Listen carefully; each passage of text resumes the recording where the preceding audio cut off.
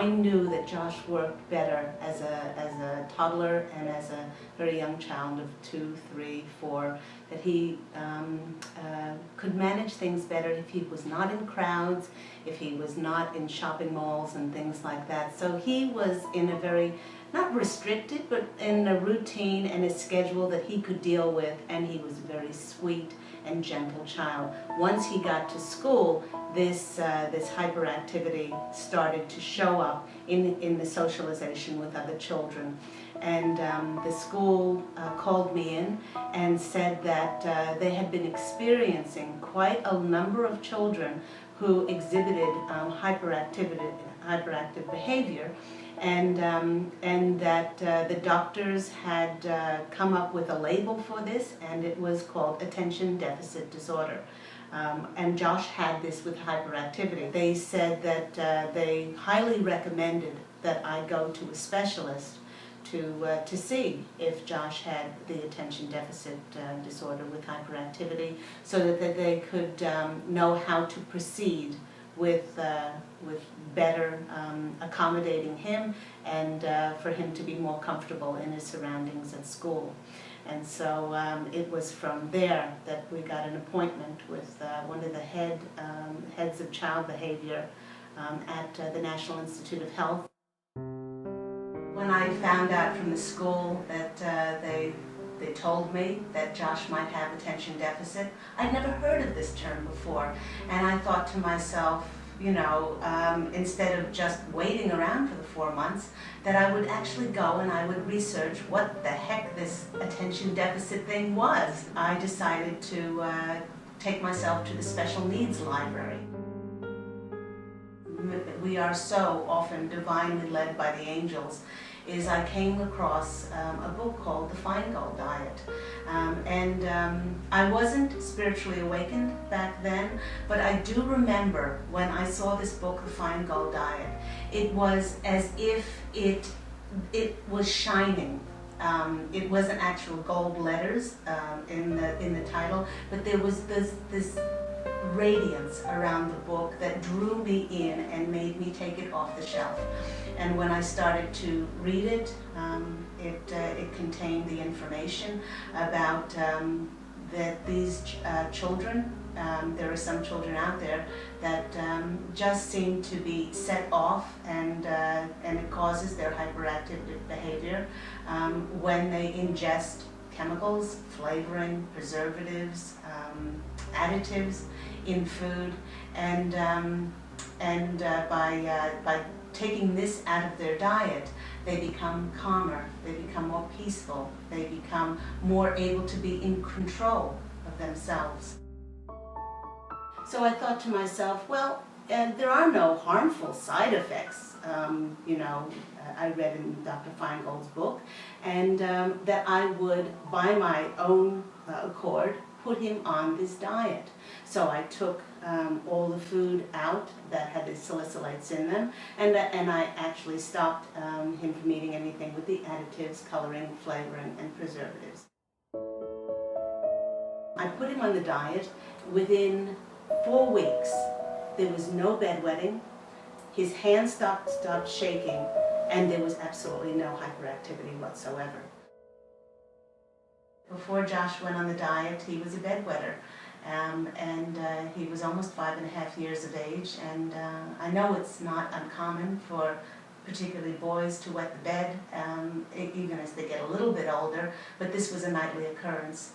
And so that was one thing that was happening before the diet. Another thing was that he had very weak hand coordination when it came to writing, and his hand would actually shake when he held a pen, and of course the hyperactive behavior.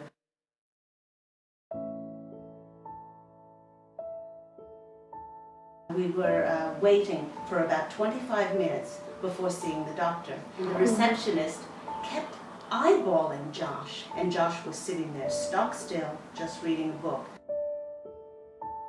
She didn't believe that this was Josh after she looked at his chart and about the school and the hyperactivity and the hyperactive behavior that the school said that Josh had. And then the doctor read Josh's chart, and there was a 14-point checklist that the school had to check to see if the child was hyperactive, and Josh had full checks on the whole list. And so the doctor started asking me questions and kept looking over at Josh, who didn't move a muscle, who was just stuck still and just sitting there and listening to the conversation. And he kept looking at the chart, kept asking me questions, and after a while he put the chart down and he said, "Okay, what has gone on in the last 4 months?" And I said, "I'll tell you what's going on." I said, "I found the Feingold diet. Why wasn't I told about the Feingold diet?"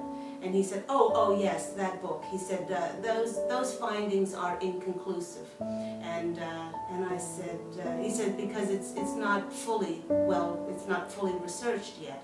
And I said, "How dare you?"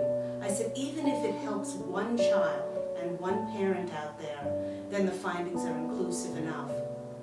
And he went back and started to make notes on his chart. And at the end of it, even seeing that Josh was not hyperactive and that his behavior had fully changed, he said it was his diagnosis, that he concurred with the school, and that Josh be put on Ritalin.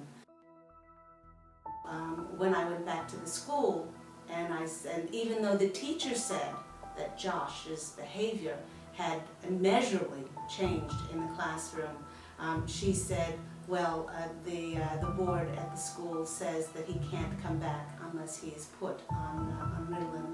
And between my ex-husband, who was adamantly saying that he must be put on Ritalin, and the school, I couldn't fight both of these authorities, and I was heartbroken that I had to put Josh on Ritalin. Unfortunately, he was only put on Ritalin for 3 months, and then my ex got a job back in Australia, and when we went back to Australia with Josh's new non-hyperactive behavior, this was not the case. The most important thing was I didn't want to become Josh's jailer or his warden, as to tell him what he could or he could not eat. I wanted him to take responsibility for his diet and accountability for his, what he puts into his body, and what would be the natural reaction to that. And so I remember one time we were in a grocery store, and we were going through the checkout line, and Josh said, as many children do, Mom, can I get a treat?" And I said, yes, sure, Josh. And so he grabs something off the shelf. And I said, "Now you must make sure that you can eat that." And so he turns the packet over, and meantime the checkout girl had checked everything out, so she's waiting, and there are people behind us. And he turns it over and he says, "Oh, red dye 40, number 32, number 30, 31. He said, "No, I can't eat this." And I said, "No," I said, "it doesn't look like it's something that you can eat, Josh."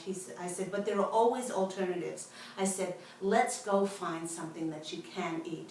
And he was happy to go off and find something that he could eat. And the girl behind the counter was astounded at that. She said, "I have kids throwing themselves on the ground and screaming in tantrums and things like that, but you actually gave this child a gift because you made him accountable for what he can eat." People say, "Well, this is all very well and good, but how do you teach a child not to eat these things?" And like I said, Josh was reading by the time he was 3 years old. So I would sit with him and I would say, "Okay, now what we're going to do is we're going to turn the back of the packet over, and we're going to go through the numbers that you're not allowed to eat." Now, in the United States, There's a lot of very long names for those additives and chemicals that you could become used to. But in Australia, they actually have numbers like red dye 40, and another one that would really set him off was 32. And so I said, we're going to go through the numbers here, and I'm going to tell you what is going to cause a reaction in your body. At some stage, he's going to have to be at birthday parties, he's going to have to be at social events, and he's got to have to decide whether it's good for him to eat those things. And because it was all out of his system, what actually would happen is that his eyes would get puffy, he would start to have close to like an asthma attack, because it was so much out of his body that his body had just had that natural reaction, like quick, this is the physical symptoms to get it out. It might be caused by other factors, but for my Josh, it was the additives, the flavors,